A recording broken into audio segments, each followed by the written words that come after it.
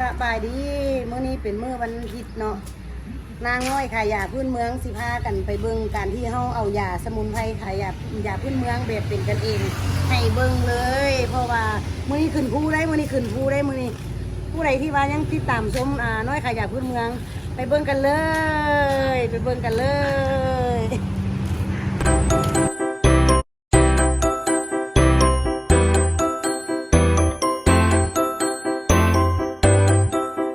ตอนนี้ก็ใกล้ๆสิขึ้นภูแล้วนะฝนก็สิลงมาเนาะฟ้าก็ครึ้มโอ้สิขึ้นได้อยู่นั้นท่านบ่มาหายาก็บ่ได้นอนเดี๋ยวสิพาขึ้นไปภูเนาะสิพาขึ้นไปภูใต้บรรยากาศดีๆเบิ่งนะตีนภูซั่นมีควันได้หน่อยนึงซั่นมีเฟื่อมีเมฆลอยไปลอยมาเพิ่นบ่ฮู้ว่าฝนสิตกค้ำหัวเพิ่นยังบ่ฮู้ได้นี่เพิ่นขึ้นมาแบบบ่คิดบ่ไหลเลยได้นี่บัดออกมาจากบ้านคือว่าแดดบัดใกล้สิฮอดตีนภูแล้วคือว่าฝนเอาแท้ว่าเนาะพี่น้องมาเบิ่งดูพี่น้องเบิ่งดูเป็นตะขึ้นอยู่ว่าเป็นกำลังใจให้โมยาพื้นเมืองของนางน้อยเด้ออันนี้ขึ้นมาภูสิกินข้าวปิ้งเบิ่งปิ้งไก่หมอน้อยมันอันใหม่แบบบังเอิญฟังไปพร้อมกับยาอะไรโอ้โหขึ้นมาภูเด้อมา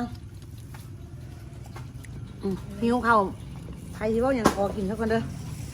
ใครที่ว่าอย่างขอกินสักคนเด้อมาเด้อ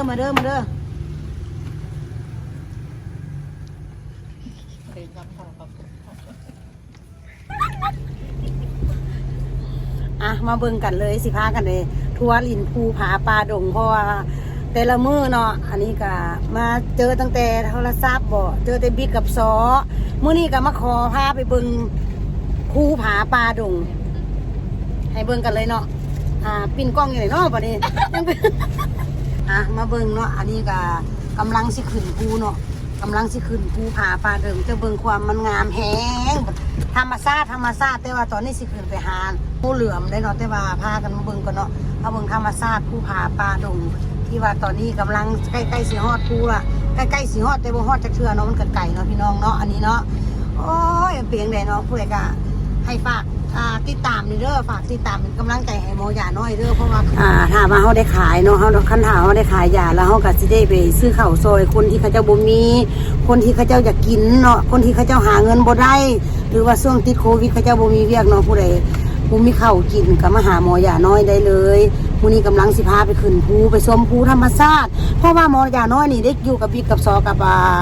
โทรศัพท์หลายโมอยากจะเจ็บหัวเนาะมื้อนี้ก็ขอธรรมชาติจักหน่อยนึงจากมื้อนึงวันอาทิตย์เนาะมื้อนี้วันอาทิตย์โอ้ธรรมชาติจะเป็นหลายเนาะธรรมชาติเบิ่งเว้ย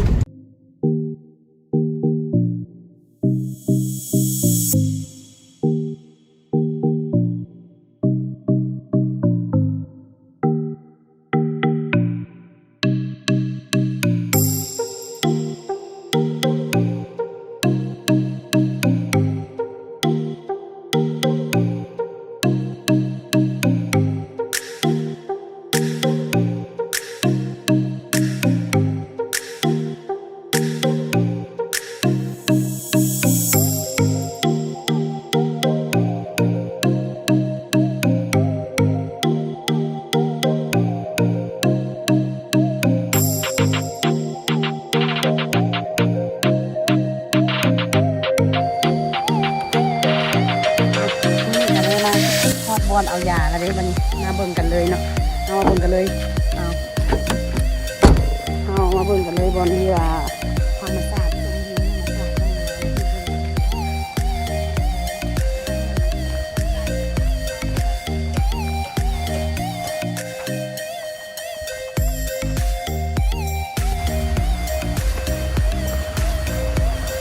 มาชมมือธรรมชาติสวยงาม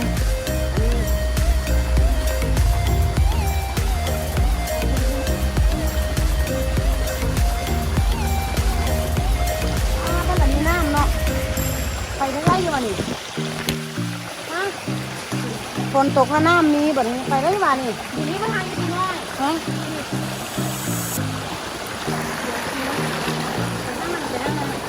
แล้วก็มีเห็นเด้อ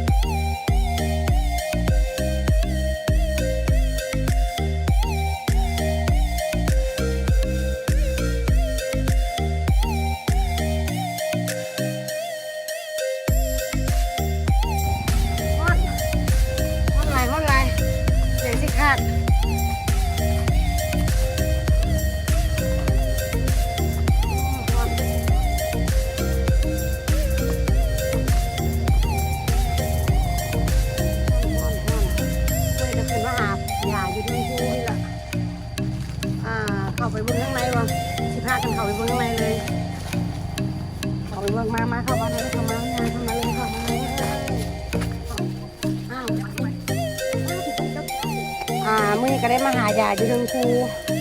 มาเบิ่งต้นไม้ศักดิ์สิทธิ์ต้นไม้ต้นใดที่ว่าเป็นยามาเบิ่งกันเลยป๊าดมื้อนี้เนาะอันนี้เทิงภูเนาะยุงลายกระหลายเนาะยุงลายกระหลายตัวภาคกระหลายใครคือสิเคยเห็นตัวภาคบ่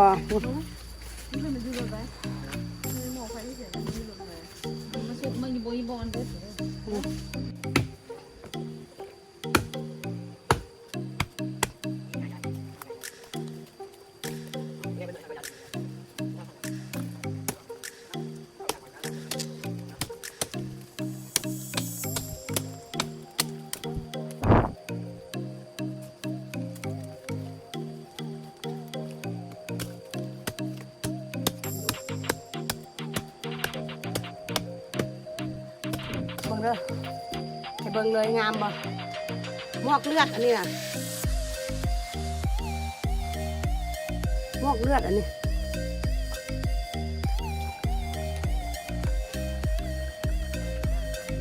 มาเอายาที่เทิงภู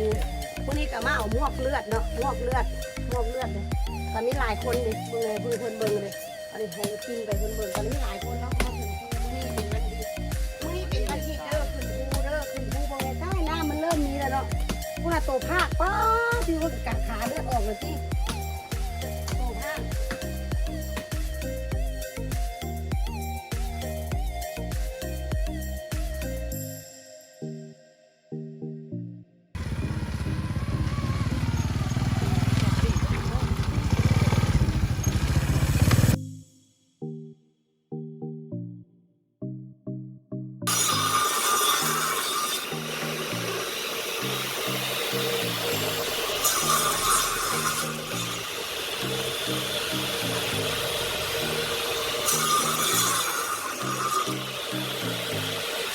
งามบ่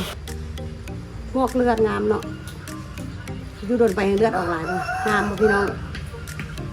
งามเนาะวันนี้ก็ขึ้นภูมาหายามื้อนี้วันอาทิตย์พักด้วยมื้อนี้5 บาทมื้อแต่อย่ามาทาดูอย่ามาทาอย่ามาล้างดู